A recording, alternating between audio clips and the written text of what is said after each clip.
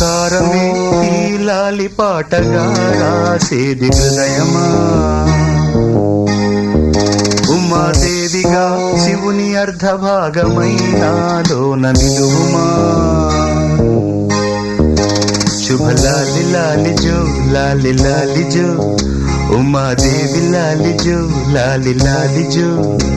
మమకారమే ఈ లాలి పాటగా రాసేది హృదయమా, నా హృదయమా.